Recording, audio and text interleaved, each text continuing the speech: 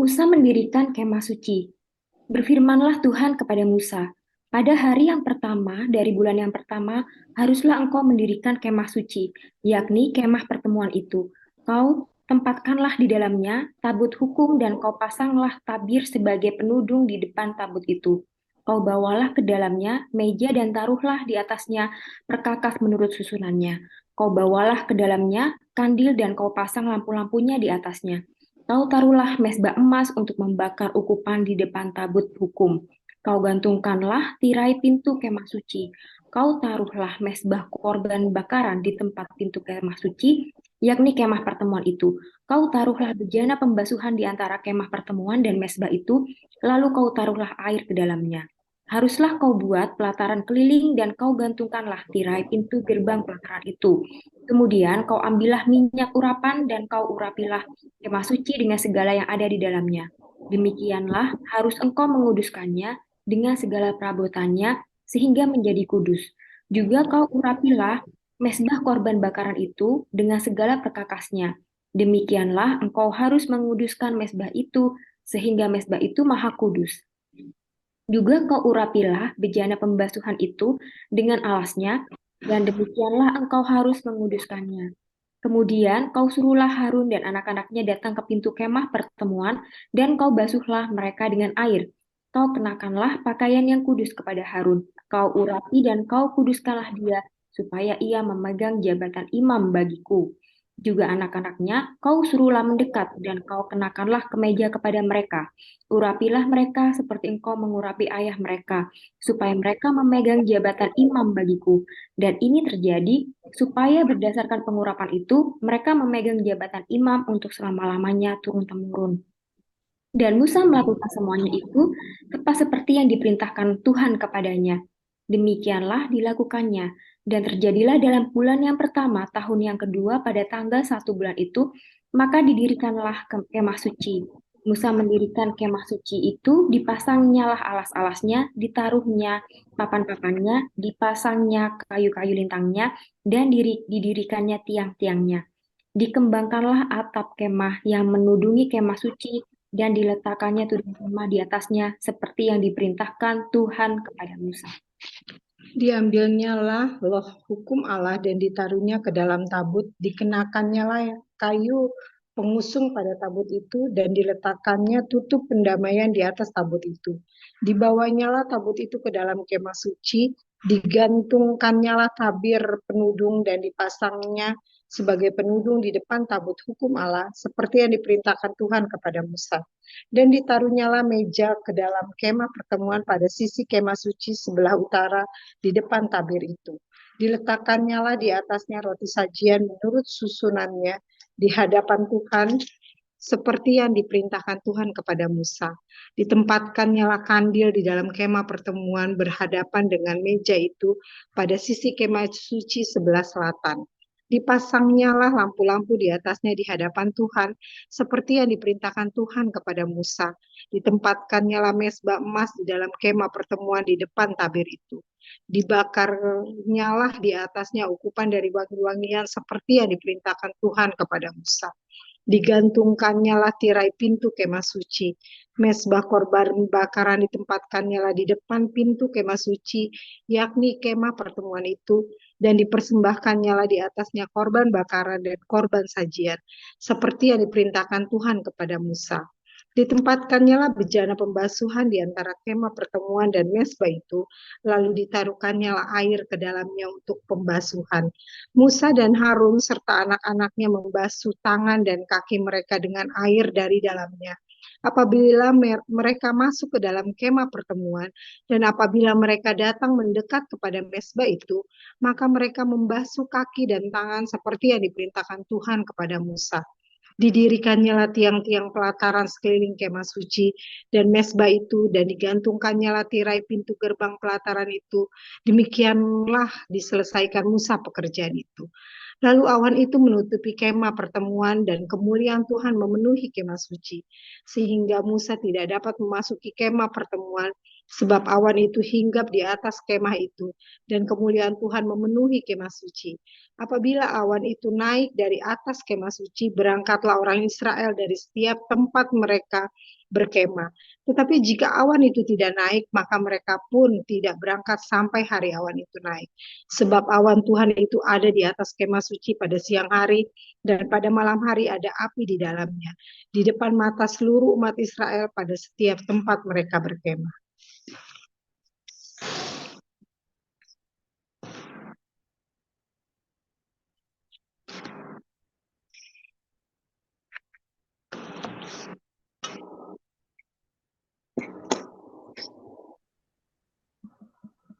Puji Tuhan, kita bersyukur malam hari ini kita sama-sama belajar kembali firman Tuhan. Kita akan mengakhiri kitab Keluaran.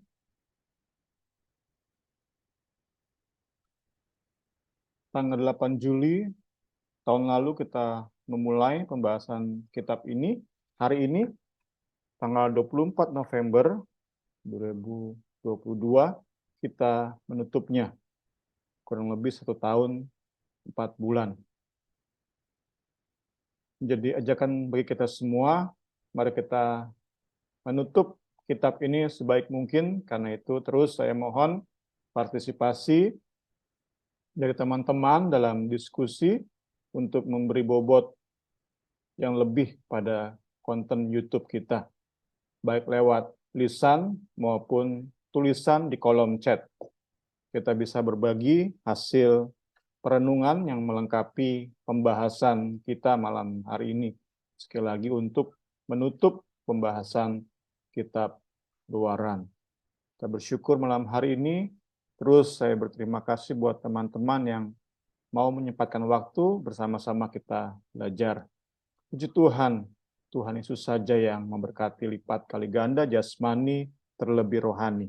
Kita lihat sama-sama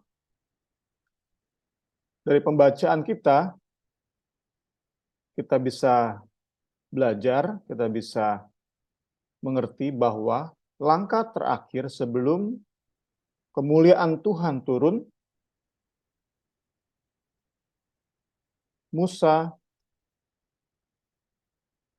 melakukan pemasangan tabernakel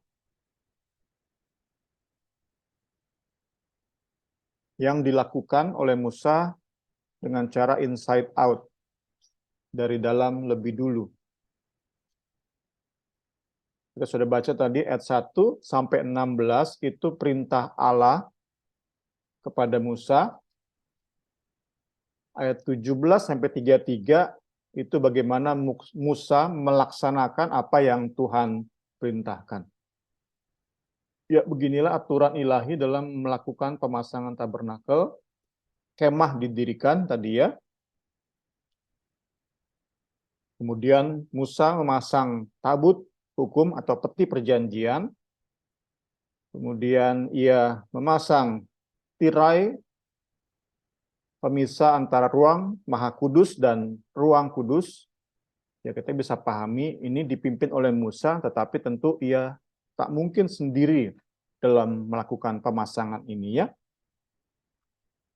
Lanjut ke ruang kudus, Musa pertama memasang meja roti sajian, kemudian kaki dian, dan mesbah dupa sebagai furniture yang terakhir dipasang di ruang kudus.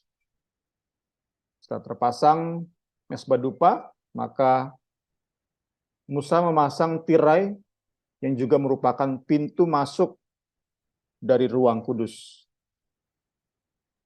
Setelah tirai terpasang, lanjut ke pelataran. Musa lebih dulu memasang mesbah kurban bakaran, kemudian baru meja pembasuhan, bejana maksudnya. Bejana pembasuhan, dan baru dipasanglah oleh Musa pagar sekeliling pelataran, termasuk di dalamnya pintu gerbang komplek tabernakel. Pemasangan semua tadi yang dilakukan oleh Musa ditutup dengan pengurapan tabernakel dan segala furniturnya dengan minyak urapan. Ya, kita lihat dari pembacaan kita tadi ya, kita sudah bisa pelajari kurang lebih. Saya tinggal membantu mendaftarkan saja ya. Ya, saat itulah kemuliaan Tuhan hadir dalam bentuk awan, menutupi dan memenuhi tabernakel atau kemah suci.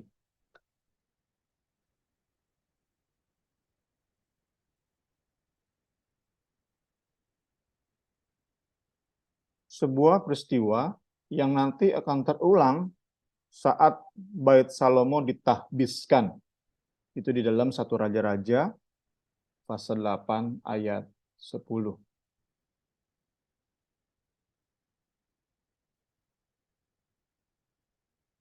Peristiwa turunnya awan kemuliaan memenuhi kemah suci itu menandai persetujuan ilahi, God's approval, terhadap bangunan tabernakel yang dipercayakan oleh Allah Israel untuk bangsa ini dirikan.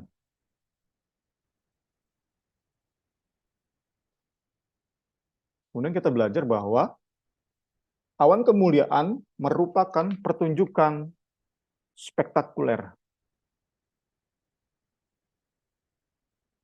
dari kegemilangan Tuhan. Puji Tuhan, puji Tuhan. Puji Tuhan, puji Tuhan. Puji Tuhan, puji Tuhan. Luar biasanya Allah bagi bangsa ini ya.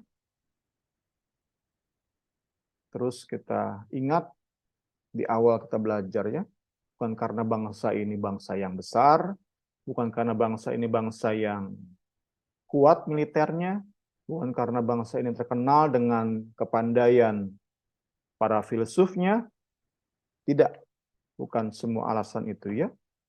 Mereka bisa menyaksikan kegemilangan Allah pencipta langit dan bumi itu semata-mata karena anugerah. Puji Tuhan, puji Tuhan. Kita didaftarkan oleh buku ini, Allah kitab Keluaran tuh Allah seperti apa sih? Buku ini mendaftarkan 7 poin. Allah yang bermanifestasi secara spektakuler di tabernakel, di tengah padang gurun, itu Allah yang seperti apa sih? Nah, itu didaftarkan oleh penulis buku ini ya. 1, Allah pemilik kuasa tertinggi, Allah Maha Kuasa, yang menciptakan langit dan bumi. Kemudian kedua, Ia Allah Maha Adil, yang menegakkan keadilannya saat menghukum bangsa Mesir dengan 10 tulah. Ketiga, Allah kitab Keluaran adalah Allah Maha Kasih yang memegang perjanjiannya turun-temurun dengan umatnya, bangsa Israel. Keempat, Allah pemberi kecukupan yang memimpin dan memelihara umatnya berjalan di padang gurun. Kelima, Allah sumber kebenaran yang menganugerahkan kebenarannya bagi umat yang dipilihnya. Keenam, Allah sumber belas kasih yang memperdamaikan dirinya dengan umat yang berdosa. Dan ketujuh terakhir, Allah kitab Keluaran adalah Allah Maha Kudus yang memisahkan umatnya untuk masuk ke pelayanan Maha Mulia. yang memisahkan umatnya untuk dilibatkan ke pelayanan yang bersifat maha mulia. Ya. Selanjutnya hal menarik yang buku ini tampilkan adalah ketika awan turun, maka Musa pun tidak dapat memasuki kemah pertemuan. Akses Musa langsung ditolak ya. Tentu ini berbeda jauh dengan tadi ya. Musa yang memimpin langsung pemasangan tabernakel. Dia yang memasang peti perjanjian di mana ada kerubium dan Allah hadir di situ. Allah hadir dalam bentuk cahaya di antara kerubium. Musa yang memasang peti perjanjian tersebut. Namun saat Allah sudah turun, Musa tidak dapat lagi masuk ke kemah pertemuan.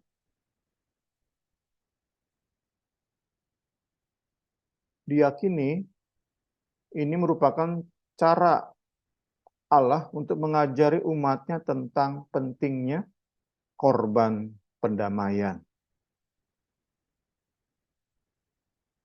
Allah ingin mengajari bahwa tanpa korban pendamaian, tak seorang pun bisa masuk menghampiri Allah. Bahkan Musa sekalipun tidak bisa masuk menghampiri Allah. Ya, puji Tuhan, puji Tuhan, puji Tuhan. Ya, sebelum diskusi, kita lihat tentang kapan semua ini terjadi. Dikatakan dalam ayat 2 dan 17 dari Keluaran 40 bahwa semua ini terjadi di hari pertama, bulan pertama, tahun kedua. Ya, kita langsung teringat kepada awal-awal kitab Keluaran. Khususnya Keluaran 12 ayat 2 dan 3. Keluaran 12 ayat 2 dan 3. Kita perlu ayat ini untuk membandingkan kapan peristiwa turunnya kemuliaan Allah itu terjadi. Saya bacakan Keluaran 12 ayat 2 sampai 3. Bulan inilah akan menjadi permulaan segala bulan bagimu. Itu akan menjadi bulan pertama bagimu tiap-tiap tahun. Katakanlah kepada segenap jemaah Israel, pada tanggal 10 bulan ini, diambillah oleh masing-masing seekor anak domba menurut kaum keluarga. Seekor anak domba untuk tiap-tiap rumah tangga. Kita tahu bersama, yang barusan kita baca itu perintah mempersiapkan tulah ke-10. Sehingga saat malaikat pencabut nyawa membunuh para anak sulung, orang-orang Mesir, anak-anak sulung, bangsa Israel terhindar dari maut. Pada saat Allah memberi perintah, itu menjadi bulan pertama. Bulan pertama, tanggal 1. Day 1-nya, hari pertama, bulan pertama, tahun pertama. Itu saat keluar aturan mempersiapkan tulah ke-10. Berarti ya, bersama-sama kita bisa paham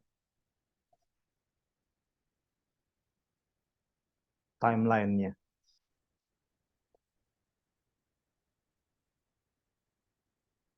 Ya, ini timeline-nya ya.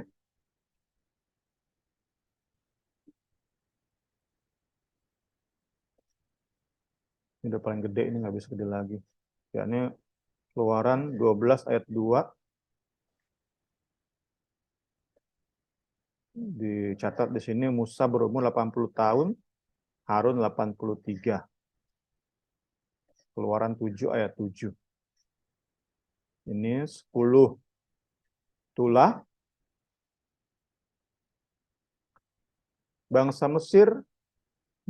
Bangsa Israel keluar dari Mesir itu 1 year, tahun pertama. Ini ya, tahun pertama. Bulan pertama, first month, 1 M. Bulan pertama, tanggal ke-15 ya, hari ke-15.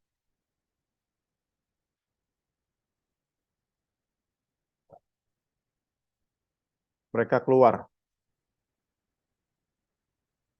Nah, kemuliaan Tuhan turun itu di second year ya, tahun kedua. Kita lihat di sini ya, dicatat di sini kan, Keluaran 40 ayat 17. Tahun kedua, 2Y ini tahun kedua, bulan pertama, 1M ini, bulan pertama, kemudian 1D itu hari pertama. Ya, kalau mau tahu nama-nama bulannya, bisa lihat nanti di Google, saya tidak cantumkan di sini ya. Seingat saya namanya bulan pertama itu Nisan.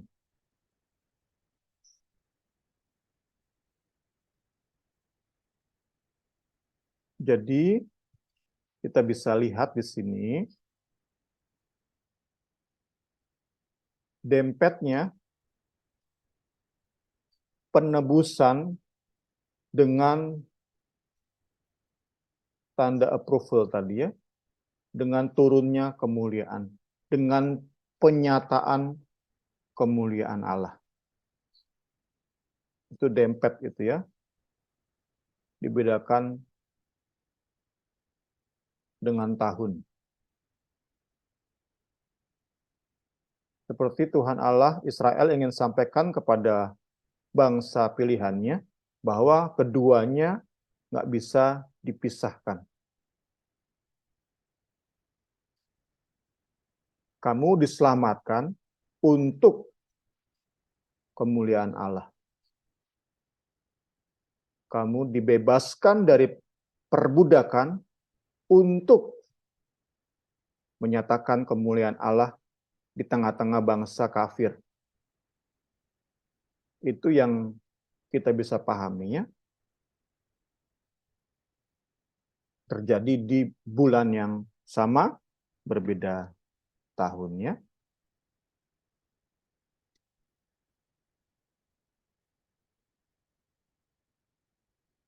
Dalam perjanjian baru tentu kita bisa masuk ke peristiwa Pantekosta ya. Saat api itu turun. Dikatakan Roh Kudus memenuhi gereja. Itu yang bisa kita sandingkan ya. Yang saya dapati seperti itu ya, tafsiran yang menurut saya aman adalah peristiwa salib itu berdempetan dengan kita dipenuhi, dikuasai oleh Roh Kudus. Dengan kata lain, orang-orang yang dikuduskan itu akan mengalami pengudusan atau pertobatan dari hari ke hari. Orang yang diselamatkan, yang lahir baru, dia akan mengalami pertumbuhan rohani. Itu kurang lebih tafsiran yang menurut saya amannya. Ya, kita masuk ke diskusi dulu untuk melengkapi bahan kita malam hari ini.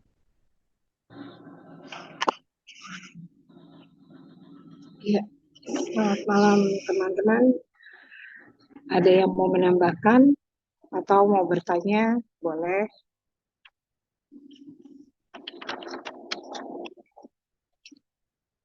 Bung mau nanya, Bung.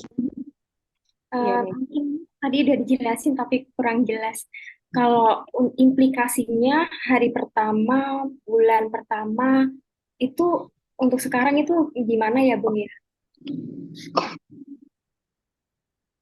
Eh, bentar ya nih ya. Iya, ya.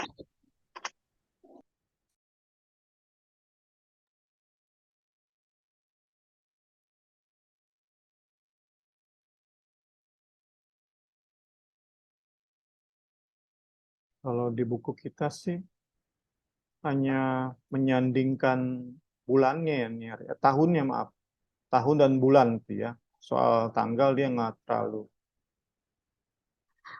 disandingkan ya. Mana ya itu ya.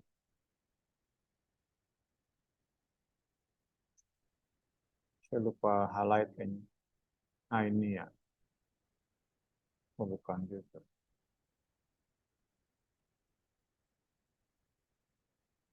Oh ini dia ya, first day of the first month. Karena kalau soal tanggal itu kan berbeda ya. Terjadinya tulah ke-10 kan itu bukan di tanggal 1 ya. Kita udah lihat tadi kan. Nah ini kan. Bangsa Israel keluar dari Mesir itu tanggal 15. Kita lihat kan. Tanggal 1, bulan 1, tahun 1 itu keluarnya perintah. Kemudian mereka nunggu 10 hari. Nah di hari ke-10 mereka mengambil anak domba kan. Kita baca tadi kan. Jadi kalau soal ini emang ini beda nih kalau soal D-nya nih. D-nya nih beda emang 1.15, yang satu ini kan hari pertama, bulan pertama, tahun kedua. Sedangkan kalau mereka keluar yang bisa dikatakan benar-benar penebusan terjadi kan itu ketika mereka keluar kan. Sedangkan di tanggal 1 itu kan mereka baru diberikan aturannya, petunjuk. Saya dapat seperti itu sih. Jadi buku ini menyandingkan tahun yang lebih dipentingkan itu tahun. Supaya setiap saat umat memperingati Paskah, mereka ingat juga bahwa di bulan itu, di bulan pertama itu, hadirat Allah turun. Kemah suci dipenuhi oleh awan kemuliaan. Itu yang saya dapat. Bisa lengkapin ya mungkin. Iya, Bung, udah jelas. Agak agak susah sih, Bung. Iya, udah lumayan jelas. Kak Suci mau bertanya atau menambahkan? Enggak dulu, Mari. Menyimak aja, menyimak. Oke, siap. Eh, karena nggak ada, kita lanjut ya. Bentar ya.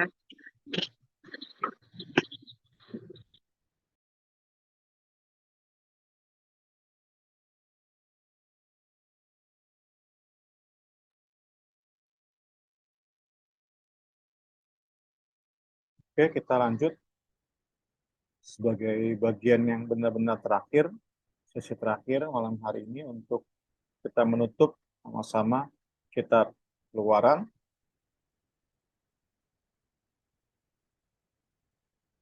Kita masuk ke aplikasinya Perjanjian Baru.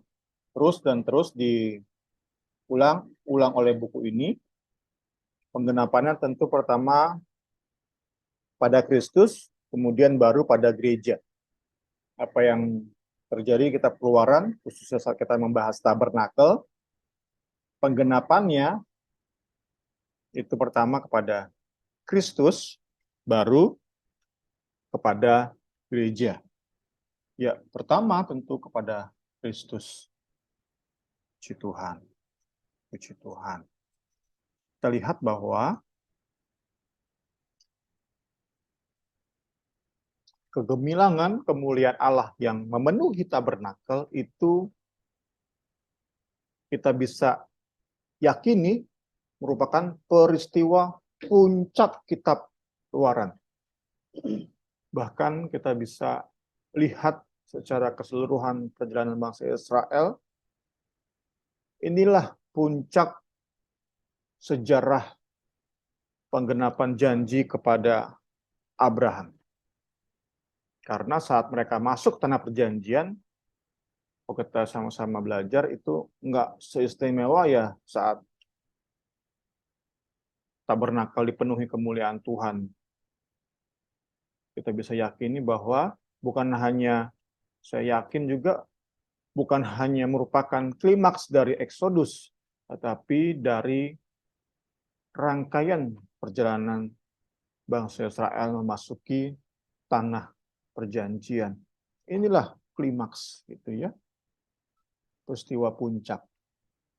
Tetapi kita tahu bersama bahwa peristiwa ini bukan merupakan puncak dari rancangan keselamatan yang Allah siapkan bagi ciptaannya. Puji Tuhan, puji Tuhan. Kegemilangan dari kemuliaan tabernakel itu nggak ada apa-apanya dibanding dengan kemuliaan yang Tuhan nyatakan pada pribadi Yesus Kristus. Kegemilangan dari Yesus Kristus itu yang membuat murid-murid tersungkur dan menyembah. Yang membuat Thomas yang sebelumnya nggak percaya,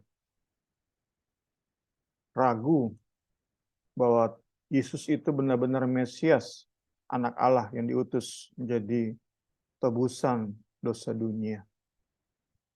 Awalnya Thomas ragu, tetapi saat ia berhadapan dengan Yesus dalam tubuh kebangkitannya, di dalam kemuliaannya yang Allah berikan, kemuliaan yang jauh lebih dahsyat daripada kemuliaan di tabernakel, itu membuat Thomas bisa memanggil Yesus sebagai my Lord and my God. Membuat Thomas yang sebelumnya tidak percaya bisa mengakui Yesus sebagai Tuhan atas hidupnya, sekaligus Allah pencipta langit dan bumi, puji Tuhan. Kemudian masih berkaitan dengan kemuliaan yang diberikan kepada Kristus, Rasul Paulus di dalam 2 Korintus 3 ayat 10 menyebut kemuliaan Tuhan Yesus sebagai kemuliaan yang mengatasi segala sesuatu. Puji Tuhan, puji Tuhan. Masuk kepada gereja. Kita menutup kitab Keluaran ini. Kita awali saat itu dengan perbudakan yang dialami oleh bangsa ini ya. Kita bisa aplikasikan kepada gereja. Kita dulu diperbudak oleh dosa.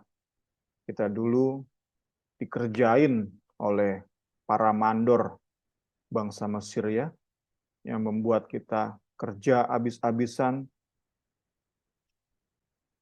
yang membuat kita sengsara.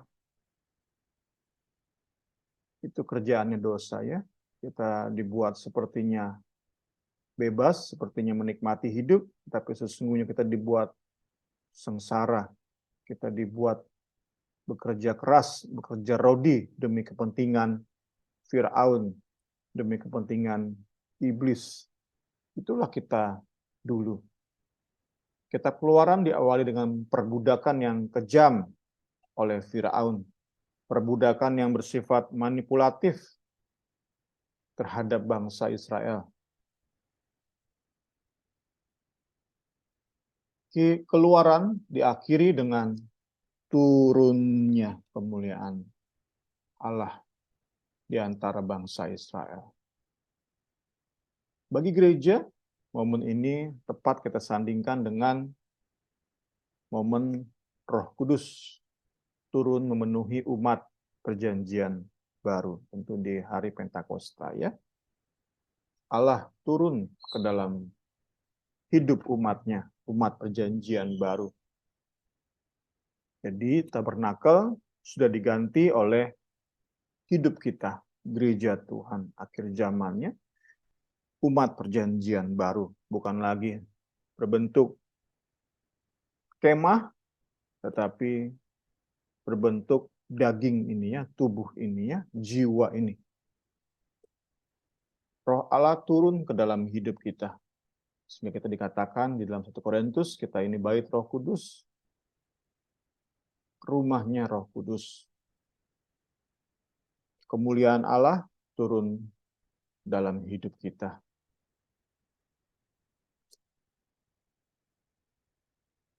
Itu kita dapati di Kisah Para Rasul 1 ayat 8.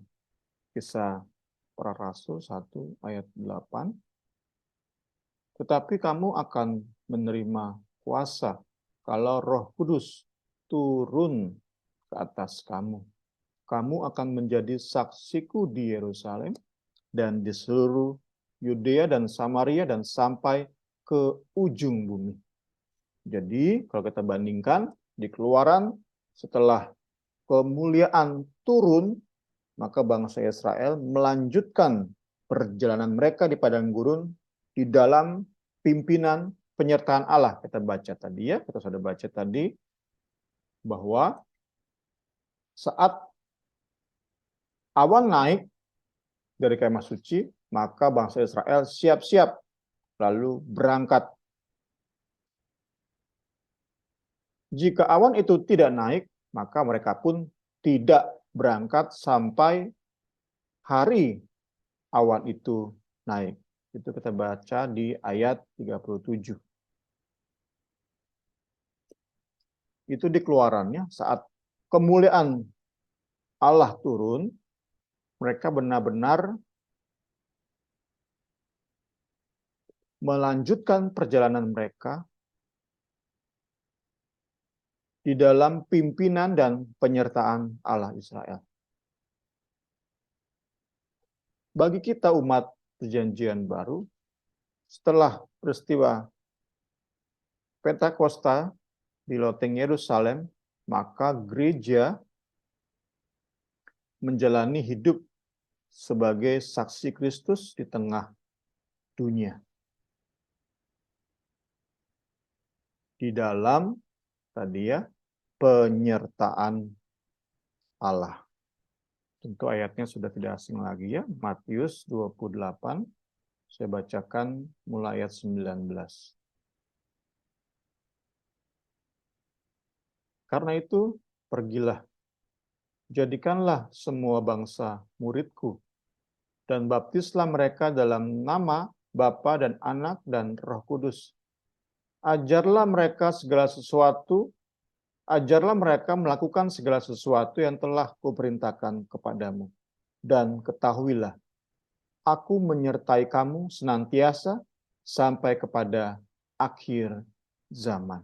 Ya, jadi kita bisa bandingkannya apa yang terjadi di bagian-bagian akhir dari kitab Keluaran ini, kita sandingkan dengan turunnya Roh Kudus dan janji penyertaan Allah sampai kepada kesudahan zaman, sampai kepada akhir zaman. Kita yakini setiap orang yang sungguh diselamatkan, sungguh dikuduskan oleh darah Kristus, setiap orang yang lahir baru, maka the Lord of Glory is with us. Allah kemuliaan menyertai kita sampai kepada kesudahan zaman, akhir zaman. Terus menyertai kita, terus memimpin kita di dalam kemuliaannya. Karena itu penting untuk kita menjalani hidup sebagai saksi Kristus di tengah dunia ini. Penting bagi kita untuk memahami hal ini dengan pemahaman tadi ya. Bangsa Israel sudah ditebus sedemikian luar biasa cara Allah. Kemudian Allah turun tengah-tengah bangsa ini, maka bangsa ini sudah memiliki semua yang mereka perlu untuk menjadi saksi di tengah-tengah bangsa. Kita mau memahami hal ini benar-benar, kita yang lahir baru, kita percaya kita akan makin diperlengkapi oleh kekuasaan dari tempat maha tinggi, tadi Quran 1 ayat 8, sehingga kita bisa menjadi saksi Kristus di Yerusalem, seluruh Yudea, Samaria, dan sampai ke ujung bumi. Kita melakukannya, kita menjalani hidup ini sebagai saksi, itu di dalam penyertaan Tuhan, sampai kesudahan zaman, sampai saat Yesus Kristus orang Nazaret datang kembali dalam kemuliaannya, menjemput kita semua. Puji Tuhan, puji Tuhan.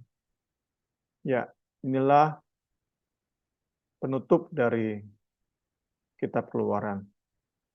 Semua digenapi di dalam Yesus Kristus. Sebelumnya kita terbelenggu oleh dosa. Kita diperbudak dalam kekejamannya. Tapi oleh kematian dan kebangkitan Yesus Kristus, domba Paskah kita,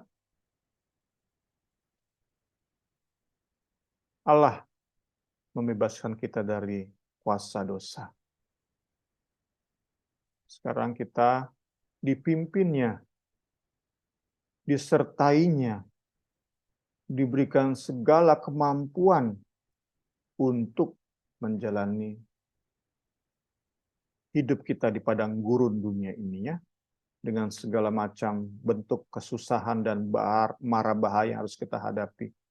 Kita percaya Dia Allah yang mencukupi kita, Dia Allah pembela kita, Dia Allah pahlawan perang kita. Bersama Dia kita pasti menang apapun kesusahan, apapun mara bahaya yang menunggu kita, menanti kita di tengah jalan. Kita percaya Allah di pihak kita, siapa lawan kita. Puji Tuhan. Allah, kitab Keluaran, tidak akan pernah meninggalkan kita atau melupakan kita.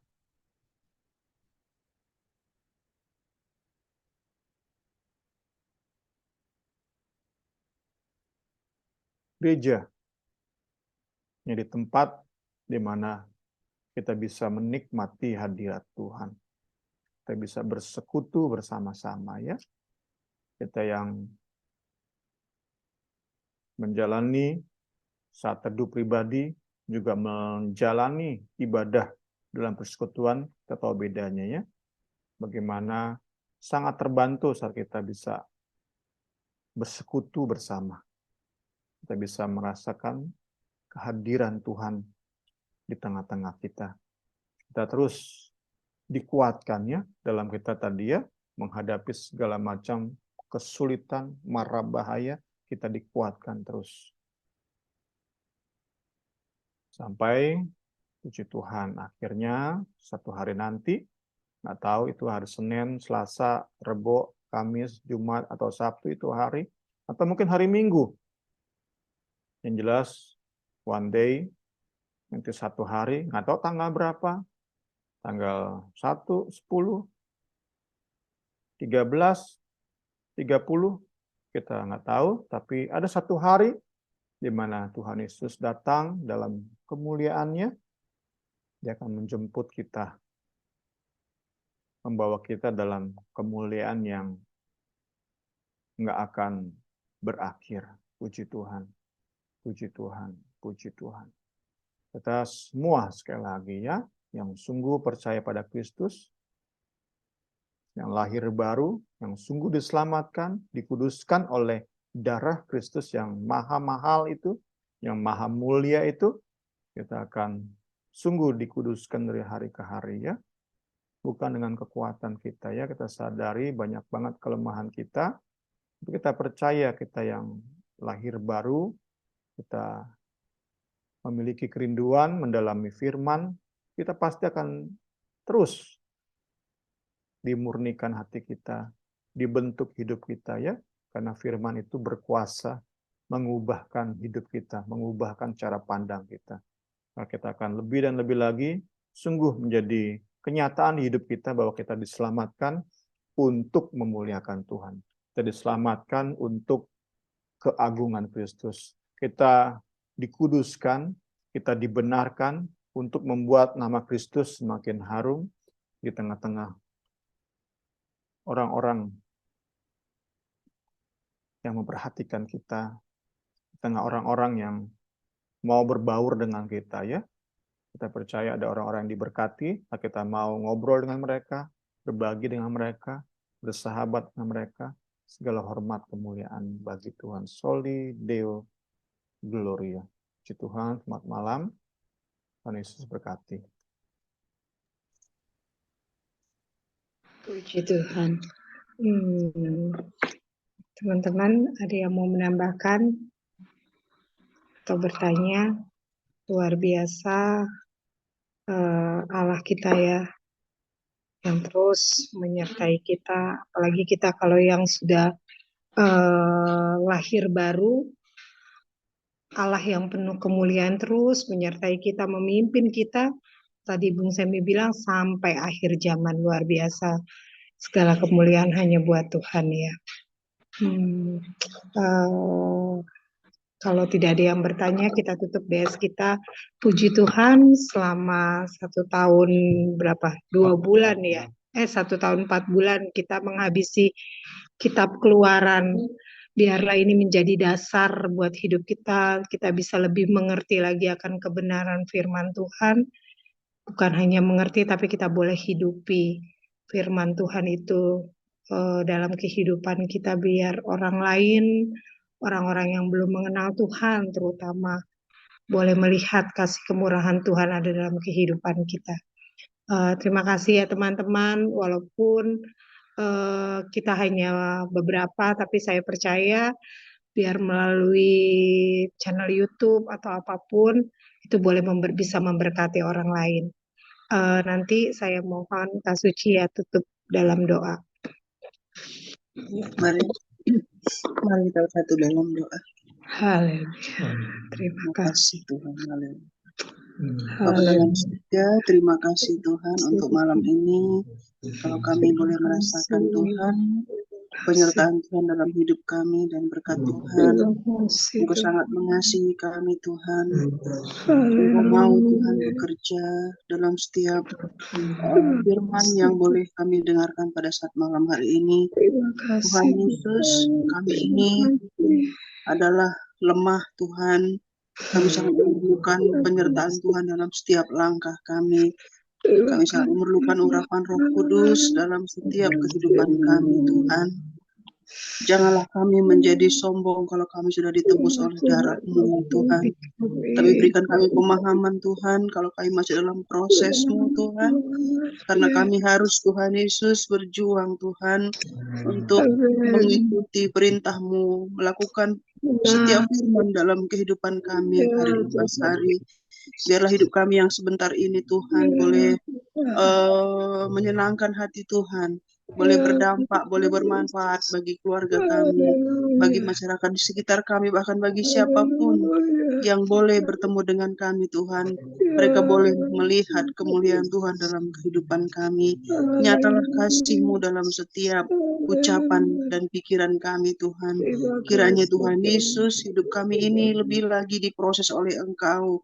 Beri kami ketaatan, beri kami kesetiaan, Tuhan. Dan kami bersyukur pada saat malam hari ini, kalau kami Tuhan Yesus, beberapa bulan belakangan ini Tuhan, kami boleh belajar bersama kitab Keluaran, Tuhan. Kami tahu Tuhan, ini bukan karena kekuat dan gagah kami, Tuhan. Ini semua karena kemurahan Tuhan yang boleh Engkau beritakan, yang Kau boleh izinkan kami Tuhan untuk belajar bersama ya Tuhan. Terima kasih Tuhan, terima kasih kami yang ada pada saat malam hari ini Tuhan.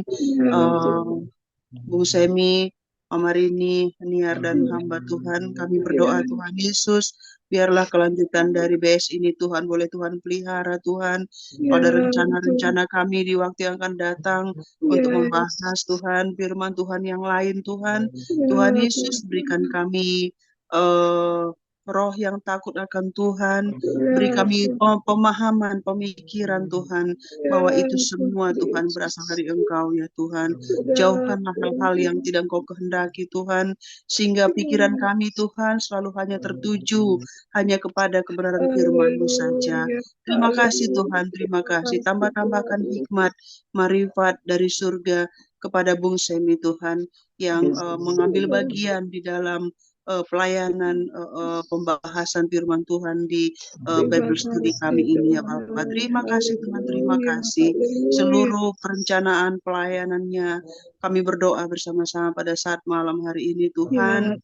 Tuhan, Engkau yang proses kehidupan Bung Semi sekeluarga Tuhan, kami percaya Engkau sungguh bekerja dalam kehidupan masa depan, sungguh luar biasa Tuhan persiapkan untuk Bung Semi sekeluarga ya Tuhan. Kesehatan Tuhan, terus Engkau tambah-tambahkan Tuhan, pelihara terus kehidupan mereka sekeluarga, baik Jefta Jesse juga Tuhan berkati, menjadi anak yang takut akan Tuhan, yang memuliakan Tuhan di dalam kehidupannya ya Bapak.